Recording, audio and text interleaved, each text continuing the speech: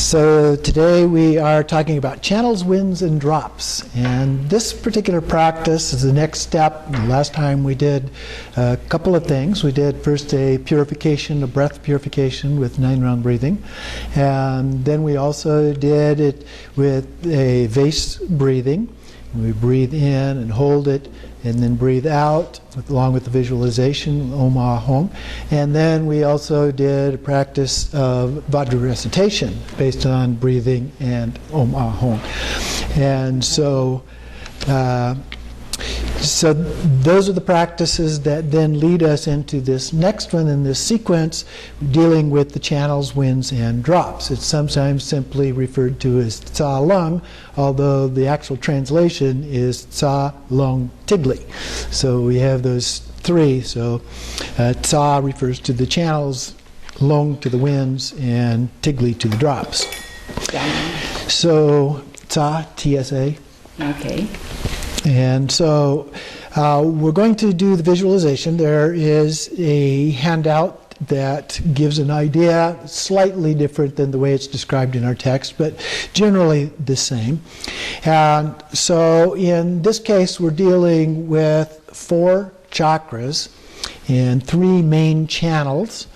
And then there is a Tibetan syllable that represents the drop at each of those locations.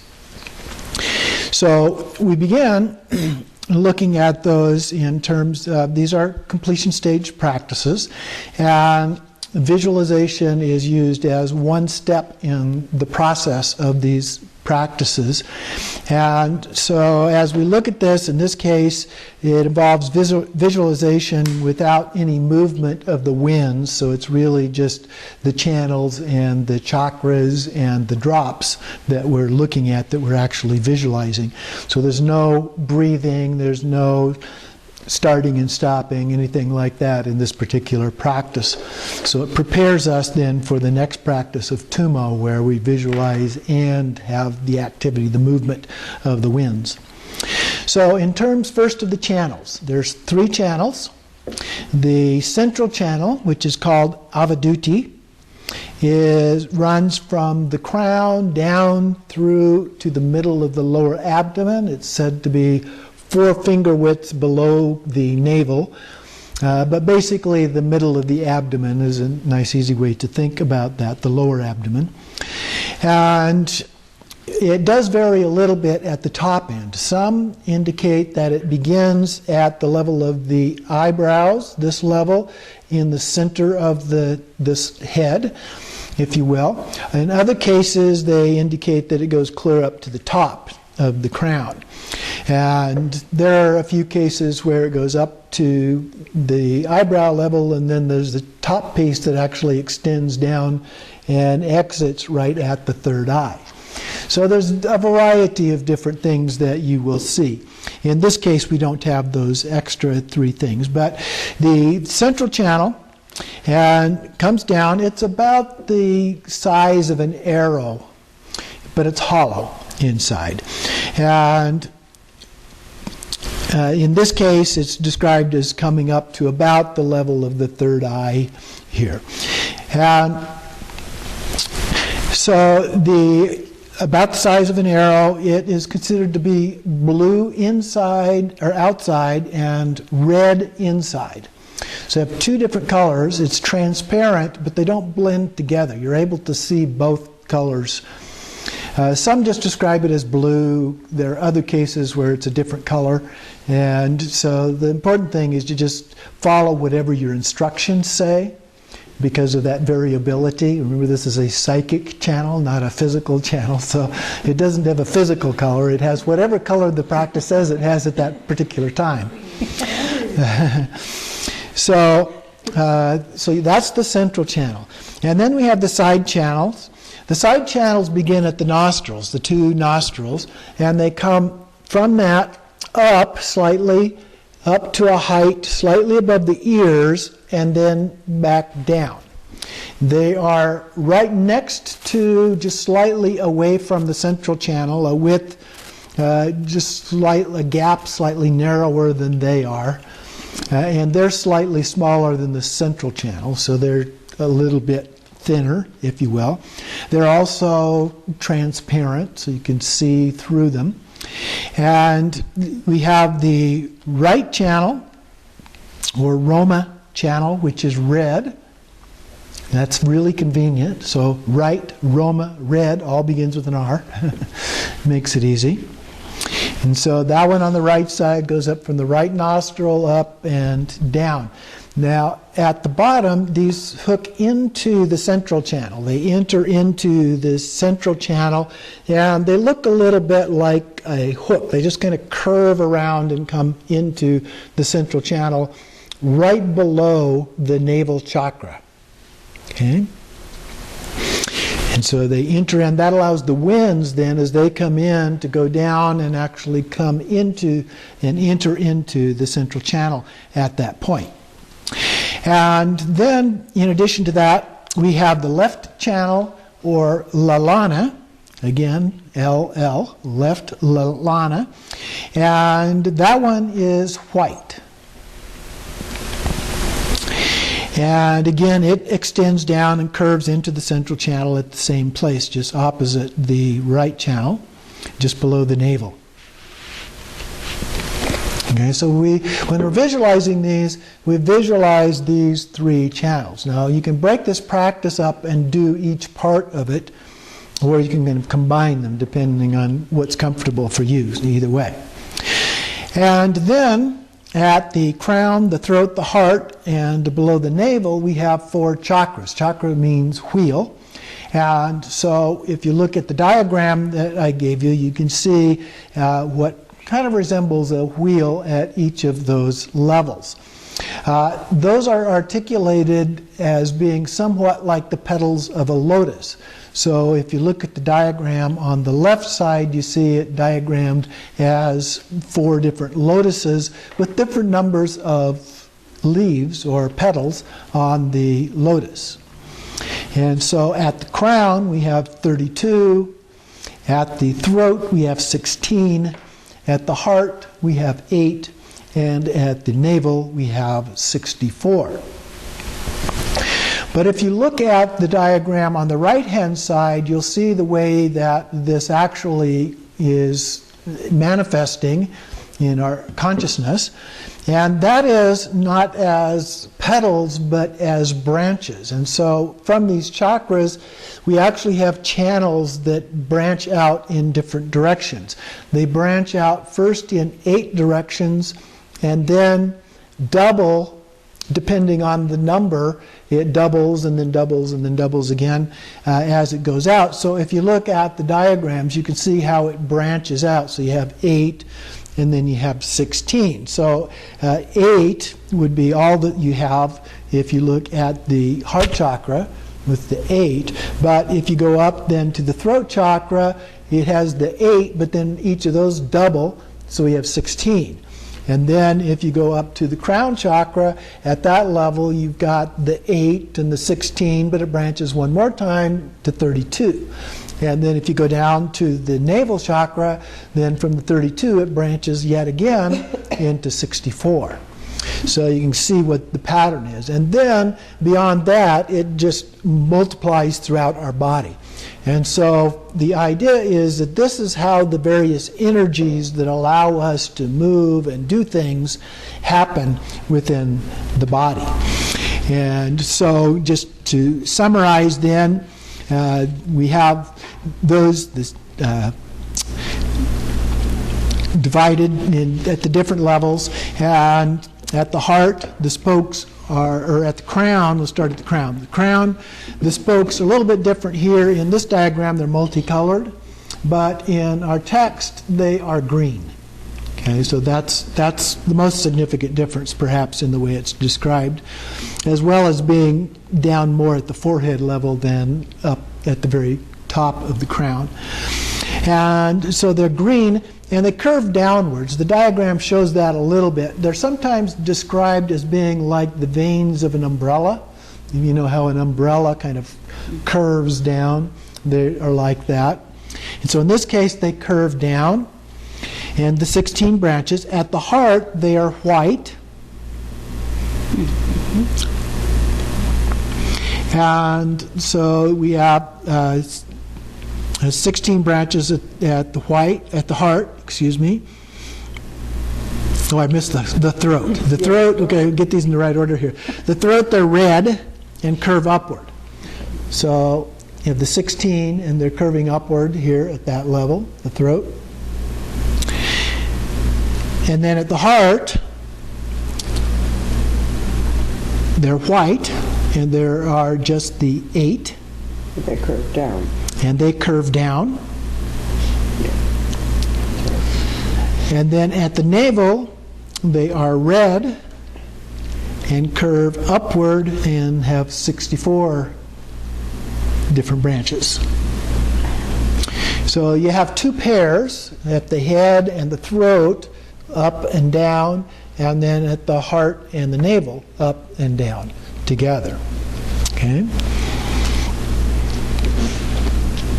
Another thing about these is the main channels are considered to be filled with air or energies. Okay? So they're full of these air or energies. Whereas the branch ones are considered to only be about half full. Maybe that's why they're kind of limp down a little bit. Only half filled with these energies, or partially filled.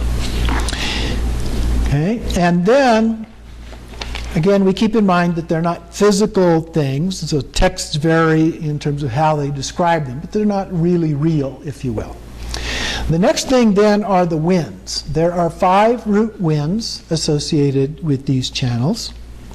5 what winds? Root winds. There are other winds described in other places, but we'll just talk about the 5. Now, they're associated with the chakras, which creates a little bit of a problem because we only have 4 chakras and we have 5 winds. So there's one associated with a 5th chakra that is at the level of the genitals. Okay?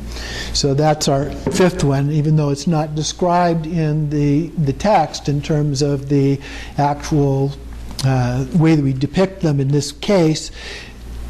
We do have the 5th one in terms of the wind portion. And so the first one is the downward moving winds. And these are the ones at the secret chakra, at the genitals. And this one is said to produce great bliss. And these are associated with the space element. Each one also has an element, one of the 5 elements associated with it. And this one is also considered to be the most powerful, but it doesn't last very long.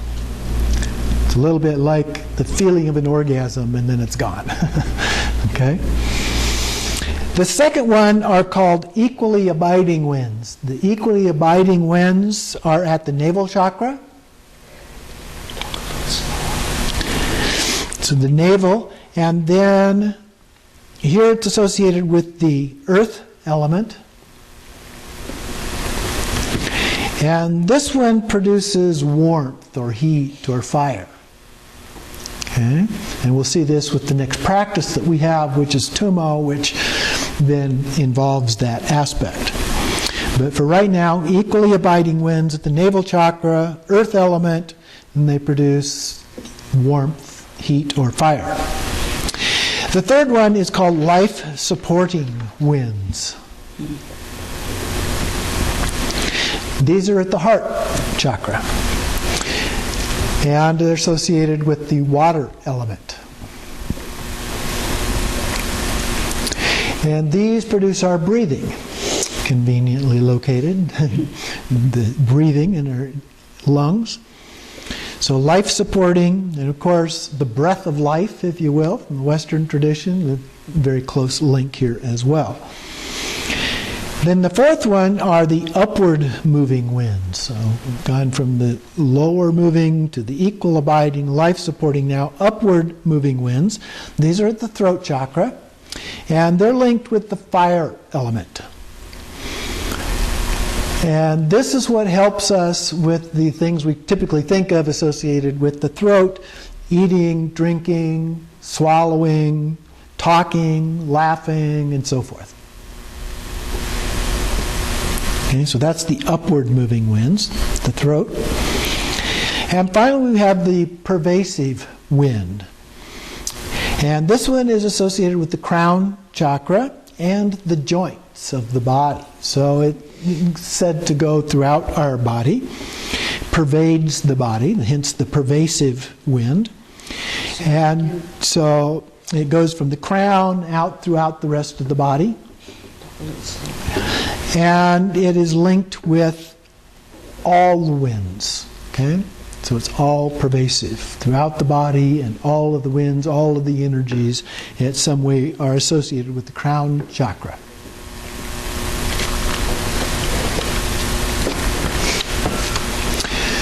So these are the 5 winds that we have. And if we can control these winds, which is what a lot of what we're doing in these practices with the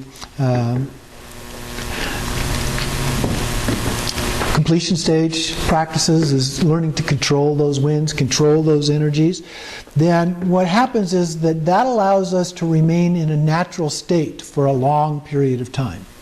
And so that's the idea of doing these as a supplement to our meditations. Then as we go into the natural state, if you will, then we're able to stay in that state, remain in that state for a much longer period of time.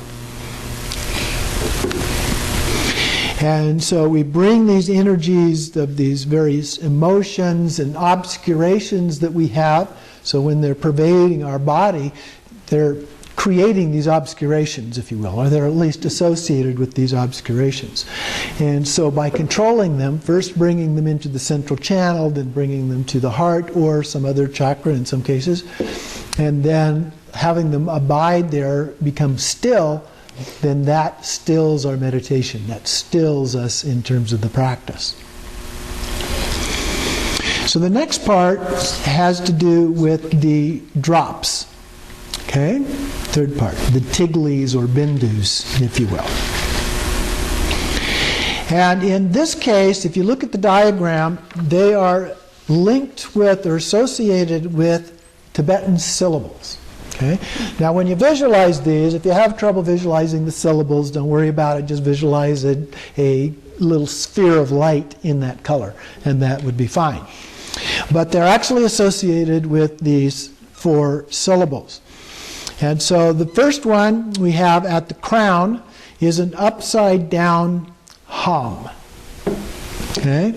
And you can see the hum both in the figure in the syllable as well as over to the side of that upside down shape. And I'll give you another handout here that also has a little larger version of this that you can look at. So that one is at the crown. And it represents bliss and method, skillful means, compassion, loving kindness, so forth. And then the seed of this is the essence body, or Swabhavakakaya. Okay, so this is associated with the Swabhavakakaya, or essence body. So that's the crown. At the throat, we have a red Om. This one is right side up. So the Om represents clarity or luminosity. When we hear the word luminosity, what we're referring to is a clarity. It's like a gnosis, a knowing. Everything is really clear in terms of understanding. And it's associated with the Sambhogakaya, or enjoyment body. Okay, so that's the throat. Red Om represents clarity and luminosity, the enjoyment body, and Sambhogakaya. The next one is at the heart chakra. At the heart we have a blue Hung. Hung in Tibetan is pronounced Hung, H-U-N-G. In Sanskrit it's Hum, H-U-M. Both the same thing. Okay? And again, this one is upside down. And this one represents non-conceptual thoughts. So this is like transcendent wisdom. And so this one is the seed of the truth body, or Dharmakaya, okay, which is exactly that, the non-conceptual essence. So that's at the heart, the blue Hung, upside down, non-conceptual thoughts, and Dharmakaya. And then the last one is at the navel. And so here we have a red ah stroke. Now that's not a complete syllable per se. Okay? The ah looks a lot like the om, the bottom part of the om, but it represents the part that is on the right-hand side, that straight part. If you look at the om there, the red om at the throat, on the right-hand side there's kind of a little cap, and then there's a straight down mark. And it's called the ah stroke. And so, and ah and om are very similar in terms of the shape. And so it's that part of it. But usually when you're writing an om or an ah, it's wide at the top and goes down to a point at the bottom. Now in some cases it's described as being that way in the text, but in other cases it's upside down. And so it gets flipped over. So you can see the diagram here, the wide part of the triangle is at the bottom and the point is at the top in our case. Okay? And then on top of it, it has a crescent, and then a little circle, which is the bindu, and then a squiggly little line, which is called the nada. And in fact, you'll see all of these other ones also have those same shapes at the top. Okay, so a crescent, a bindu, and a nada on those.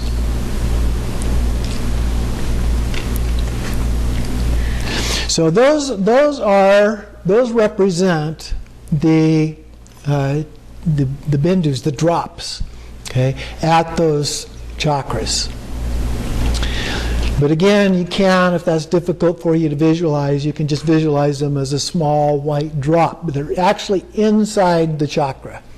Okay, so they're inside the central channel. So they're very tiny. Okay, so you think of them that way.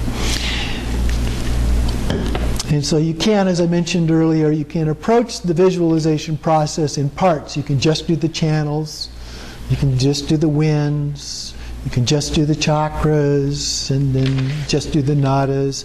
So you can do these as separate parts, or then combine them. And so the practice that we have for this week actually combines them, but I wanted you to be aware that if it's easier to do in parts, you can do it that way as well. So let me hand out the actual practice here, and we will take a look at it.